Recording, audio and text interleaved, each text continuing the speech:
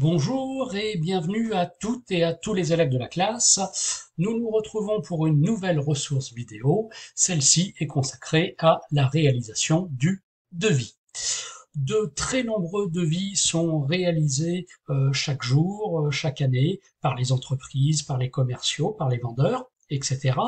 Le devis est en effet obligatoire pour les produits ou prestations ou pour l'ensemble des deux dont le prix est égal ou supérieur à 500 euros. Le devis, c'est un élément essentiel de l'activité commerciale. Le devis doit permettre d'obtenir l'accord du client.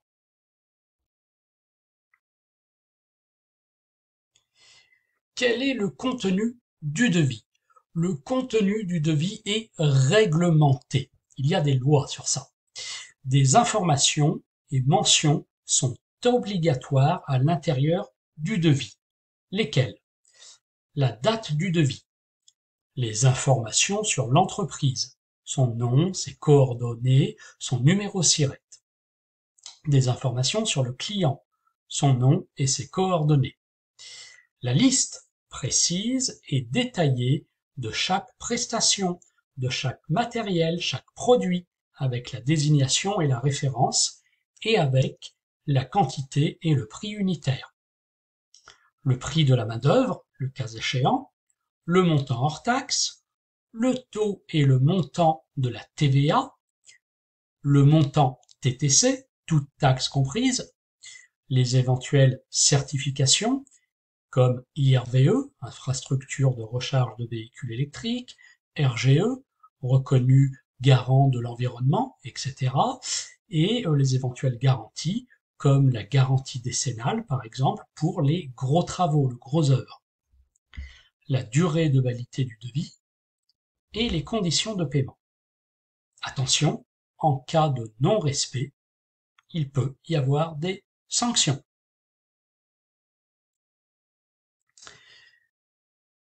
Présentation et forme du devis. Le devis est très souvent réalisé à l'aide de logiciels comme le tableur Excel ou à l'aide de logiciels spécialisés pour les devis et la facturation et la comptabilité. Le devis se présente souvent sous la forme d'un tableau, en tout cas en ce qui concerne le corps du devis, donc avec des colonnes et des lignes détaillant les produits, les matériels, les prestations, les quantités, les prix unitaires, etc.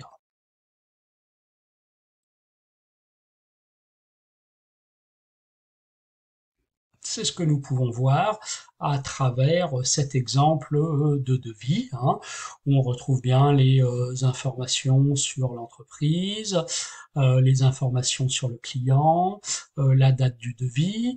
On a bien le corps du devis avec voilà les matériels, les prestations, les unités, les quantités, les prix unitaires, etc.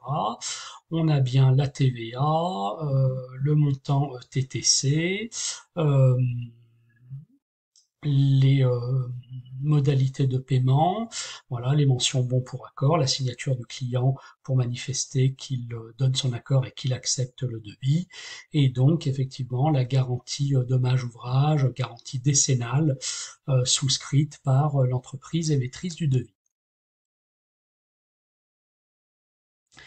Quelle peut être la suite donnée à un devis? Alors, soit le client se rapproche de l'entreprise lorsqu'il a obtenu le devis, cela peut être fait par mail, mais également par téléphone. Par téléphone, il s'agit de la méthode CERC pour les appels entrants.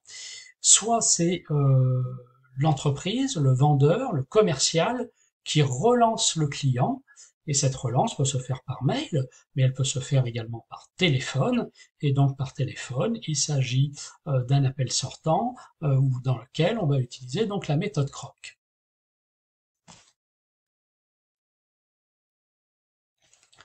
Donc appel entrant, c'est la méthode CERC, C pour contact, E pour écoute, R pour réponse, C pour conclusion.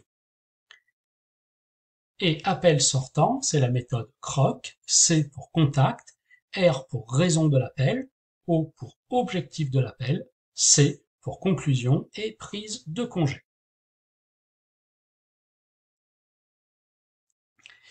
Cette vidéo touche maintenant à sa fin. Je vous remercie pour votre écoute. Je vous souhaite un bon travail et n'oubliez pas, si vous souhaitez être informé des prochaines mises en ligne, rien de plus simple, il suffit de cliquer sur le bouton s'abonner de ma chaîne YouTube. Merci pour votre écoute, au revoir et à bientôt pour de nouvelles ressources vidéo.